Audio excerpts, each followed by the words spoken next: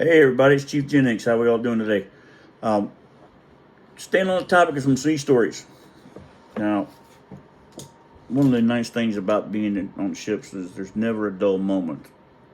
And one of the nice things about being in my line of work as law enforcement is there's never a dull moment.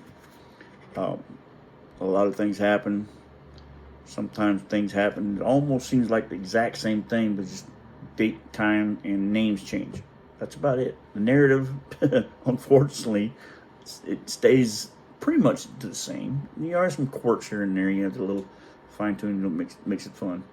Um, and man, I got a lot of those. So I figured I'd start sharing some of my some of those stories I've got over there. Um, Majority of my time in law enforcement is on ships, so my stories are both basically on shipboard type. There are some that are on shore duty, but most of mine are on shipboard. Uh, One I can think of that sticks out for me was the fact one night especially, I was having a particularly busy night, if you want to call it that. Um, Myself and my partner, we just two people, were working that night, and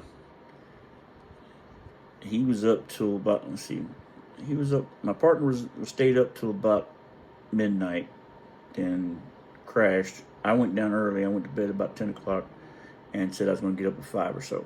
So I'd come in early, do the daily journal, get all the paperwork ready to go and turn in. That way we'd have everything done. Makes sense. Yeah. Okay. And he would come in at 7 like normal. Did not particularly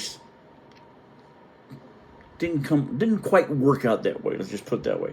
I got to bed at 10. I think I got 2 hours of sleep, maybe that time. My partner comes down, wakes me up. Says, "Hey man, got one on the quarterdeck for us." The quarterdeck would be where the ship, where they come on board to the ship, and they would do their meet and greet, and tell everybody got to go to, and everybody else thing out. I said, "Okay, what do you got?" He says, "It looked like it's drunk in public, but it didn't really. Paperwork's kind of mushed around and kind of smeared." He said, "See, the quarterdeck says it's either drunk in public or DUI. They really can't read which one." I'm like, "Oh God." Well, whichever one, it's for the ship is drunk in public. It's the same thing as the DUI. Less paperwork actually with DUI for us, for shipboard guys. So I said, "All right." I brought up. So I got up, pulled on my coveralls, trudging up stairs. Got 2 hours of sleep. Not too bad. It's still midnight, so it wasn't that bad. Come up there to the quarterdeck. The guy tells us, "Hey, this guy's coming back. He's being carried back for drunk and disorderly." I said, "Okay, cool. Drunk and disorderly. We can deal with those." But he tells us, "Been a little mouthy with us." I said, "No problem, sir. We'll take care of him." So the officers are there. They turn him over. They turn him over to us. So we switching handcuffs and everything else like that. And then we talk and we make a little small talk with him, see how things are going. The individual who got picked up and brought back to us, we're talking to him, and he seems pretty coherent. He screwed up, so he's about ready, and he's tired, so he's not gonna make it. Already told us I'm not making much of a fuss about it. I know I screwed up, so I just want to come back to the ship and go to bed. And really, okay, no problem. He made it easy for us. Got him back into the office, wrote up his paperwork. 45 minutes later, we're done with him. Off the bed we go. Off the bed I go. It's about midnight. So my partner, 1 o'clock in the morning, partner went to bed at the same time. So quarterdeck knows to come down and wake me up. If there's anything else going on. 2 o'clock in the morning, well 2:30ish. I get another general manager's. P.S. Robinson. Yes. We got someone on the quarterdeck for you. Okay. Can you tell me what he's for? Well, he's bringing back. He's coming back to us drunk and disorderly, but he was picked up for a DUI out in town. All right, cool. How's his demeanor? I didn't really stick around and find out there, MA1. I just came down here to pick you up, wake you up because I know that you're going to have to come get him. Not a problem. Thanks. Appreciate it. Come up there. Go up there and get him. He's a little mouthy, a little bit. And I said, hey, look, man. Like I do everybody when they come to the quarterdeck, I said, we can do this one of two ways. We can do this the easy way, or we can do this the very hard and difficult, painful way. It is totally up to you. I would prefer to do it the easy way so nobody gets any kind of a, accident. It's a long walk from here to my office. You know this. We have trip hazards. You know this. Are you hurt in any way? No. Okay, good. We don't need to go see Doc then, do we? No. Good. Then we don't need to make any pit stops there on the way. Now, do we? And he knew exactly what I was talking about. So he kind of looks at me and he goes, sure, whatever you want to say. Mr. Wise Guy. Okay, got it. So bringing him back to the, we got this, on the amphib ships, you have one big main hangar bay. That's it. You only got several like you do on a carrier. The carrier has 3 on there. The amphib, we got 1. That's it. One big ass hangar bay. So walk across the hangar bay. My partner, it came up and said, hey, I heard about the old boy bring me right in. Is this him? I said, yeah, it's him. He goes, all right, I'll take him back here to the office. You need to do any paperwork. I said, yeah, actually, I need to talk to the quarterdeck real quick. So if you don't mind. Yeah, I got him. So he takes him back to the office. Proceeds back to the office. I go back to the quarterdeck. I make sure the paperwork's right. Okay, got names from everybody, blah, blah, blah. We're good to go. All right, we got our stuff squared away. On my way back, no big deal. And then walking around the hangar bay, I hear, so I'm walking towards my office. So it was walking towards my office. It's been a long time. It's been about 20 years since I got to remember what we did, what happened. Gotta make sure I get all the facts straight here. We go in there. I'm walking towards my office on the port side of the ship, and on the starboard side of the ship are the mess decks, basically, because our office is right off the mess decks. I hear this scuffling. I hear this familiar voice of my partner. And I hear this, look, motherfucker, hold still or I'm going to clamshell you. I'm like, all right, what's going on? I go run, because I can't go right straight through. I had to go all the way around the mess deck and run to the other side. And as I proceed to turn the corner to where my partner is, I see him. He's got the individual that we were bringing back, or he was bringing back, that came in at 2:30 in a cage type basket, the basket stretcher, and he's proceeding to strap him into it. I'm like, hey man, what you doing, bro? He goes, hey man, this one decided he wanted to be a little mouthy and to start take a pop shot at me. Goes, oh really? Said, yeah, he's in handcuffs. Hey, kicked me. Oh really? Yeah, right in the shins, hurt like hell. And told him not to. Did it again. Got it. I said, so how do you get over here? He took off running. Oh boy, great, with handcuffs on. He really got far, huh? Oh yeah, he got far. Got him in there. He's got a little. You can see got a little fat lip. And I was like, all right, well, looks like he's all right. And about that time, old boy starts cussing at me. And I just told him, I said, look, man, you don't shut up, you're gonna have more problems than you need thought of, real fast. And I ain't got time for it. 2:30 in the morning. You are about to find the limitations of my medication here real fast. And he's like, oh, I don't care. And he's still running his mouth. I said, all right, bud. It looks like you got some injuries, so you have to go to the doctor. You're already in the basket stretcher, so let's pull you up there. He wasn't about to have that. He was rocking and rolling. We go to pick his butt up, and he's rocking and rolling the thing back and forth. I said, we're going to put this thing down. Are you going to behave yourself? Or are we going to have to put you back in this thing? I said, because I don't have a problem with taking you up there just like it is. As a matter of fact, I'll put another basket on top of it. We finally called the clamshell routine and carry your butt up there like a clamshell and let Doc take care of you that way. And I'm sure there's going to be issues of taking you up the ladder in clamshell. So if you don't want a rough ride and you want to be cooperative, we can take you up to see Doc and make sure you're okay the nice way. Or we can leave you where you're at and, make this very difficult for you. Your choice again. Always give him a choice. Always give him a choice. He decided he wanted to do it the nice way. So he comes out of there. I said, told the partner, I said, come on, bring him out. Let's give him a chance. My partner's like, okay. My partner had no confidence that it was going to be a good day. And he was right. We got him out of the stretcher.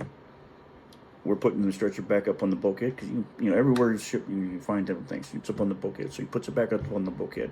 This kid tries to run again. Okay, the retard got about 3 feet, tripped over a chair, and went skidding across the mess decks. Proceeds to break his nose. Well, smashes his nose. Later on, we found out he broke his nose. Smashes his nose into the deck because he goes face first in there, kissing the freaking the deck. Just slides right in there face first. Pete Rose, no hands. Yeah, Charlie Hustle was hurting. We roll him over. His nose just spread all over his face. He got a pretty little blood stain over here, and he's crying like a little bitch. I ain't got no sympathy for him. So I pick his butt up, by his belt loop, bring him on his feet. I said, I ain't got no time for you. Let's go.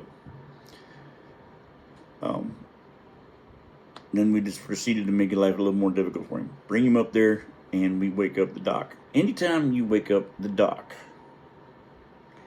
at any time past midnight, it's not normally a good thing.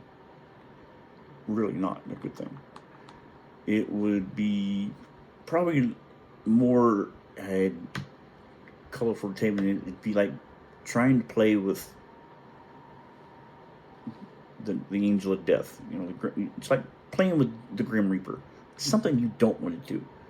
But if you're waking him up because of somebody else, you're fine. If it's because of you, you're about to get the wrath of Khan. We wake up the doc, who wakes up the baby doc, who is this third class, E4, female, comes out. When my partner and I knew her right away, he points at her, and he's like, there you go, buddy. You just woke up Dr. Death. And even the drunk fool recognized her. He's looking at her like, oh shit. After that, not a problem in the world. Reputations precede us, obviously. Got him in there, got him all cleaned up, got him to bed. Got to wake up his command rep and wake up one of his first classes. Come up and get him. Come get him. Boom. All right. Partner's going. It's 3:30 in the morning, bro. I'm going to bed. Yeah, man. Go ahead, knock yourself out. Knock it out. Go to bed. I think I'm right behind you. All right, cool.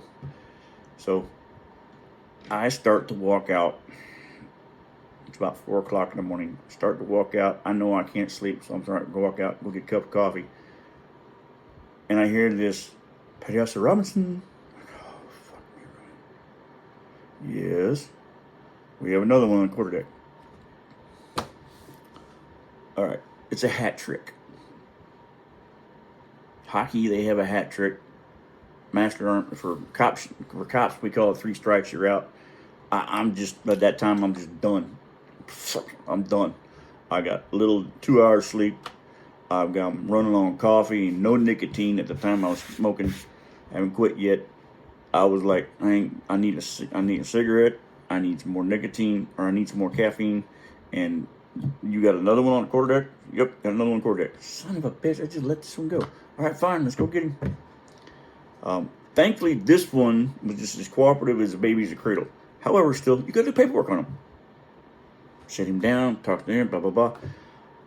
I got done with him about 5:30 in the morning. Reveille goes down at 6.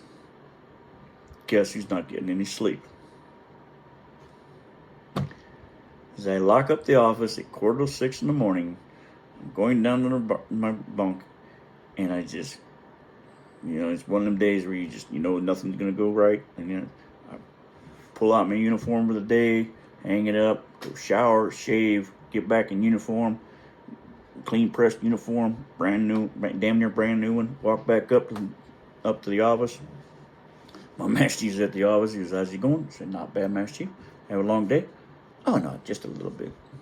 I think it was Chief. I'm sorry, it was Chief. It was Chief. He uses I detected just a hint of sarcasm there, shipmate. I said, Chief, you detect a lot. You detect a lot of heart sarcasm. He goes, oh, pray tell, what did we have to do? I said, I got 3 of them last night. He goes, oh, you got a hat trick. His eyes are big and red. He goes, oh, you got a hat trick. If I didn't like this old redhead fucker so much, I would have kicked his butt. I was like, yeah, Chief, I got a hat trick last night. Me and the cohort and crime are just, no. I got no sleep. How many hours? Maybe 2. Okay. So he's like, let me see the journal. So I got the journals already printed out, and when I was go get coffee and go get in uniform, shower and shave in uniform. So I come up there and I said, it's on your desk. Okay, cool, thanks. I come in there and just getting ready for the day's work. He comes out of his office about 30 minutes afterwards. Comes out of his office. He goes, "Hey, Officer Robinson." I said, "Yes, Chief." He goes, after 9:30 today, I really don't want to see you anymore. Do we understand each other? I was like, I put down my paperwork. I folded it up. I closed up the folder. I said, "Perfectly, Chief. Thank you. Not a problem. Good job today. Where's your cohort?" I said, "He should be up here in about 5 minutes." Okay, cool. Same for him. Not a problem. We appreciate it, Chief. That's what we're here for. Have a nice day, everyone. After quarters, you might want to disappear till 9 o'clock. I really don't want to see you around in much more today, but then again, I really can't let you go this early. I said, I got you, Chief. I understand completely. So I'll be mealing about smartly. I thought you would. He goes, I figured you knew exactly what to do, shipmate. I said, yes, I do. It's one of the benefits about being in the military. You get a little feedback. But I had 3 of them spaced out just enough to want to keep me awake all night. Does it happen a lot? Not really. It happens sometimes, mostly unfortunately around paydays. Every once in a while it does happen on a non-payday weekend. You really didn't want to have duty on payday weekend. It really sucked.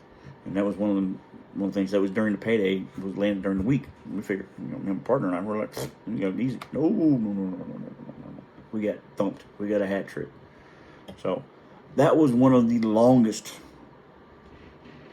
duty days that I felt like it was the longest, because it was just like there was no way in Hades I was getting anything or any type of sleep. Get to sleep, woke up. I mean, my head hit the pillow the second time I laid down. Wasn't even on the pillow. And I went, fuck. Okay, here we go. 3rd time I didn't even get to bed. But I had my hat trick. Got it in there. It wasn't the first time, and sure, unfortunately, it wasn't going to be the last. But that was one of the things that I had happen to me. There's plenty more where that came from, and we will digress on theirs later. But I thought I'd give you a little share that little with you, and hope you all have a blessed day. Everybody behave yourselves. Don't do anything I wouldn't do. God love you. Don't name it after me. This is Chief Gen X, and I am out.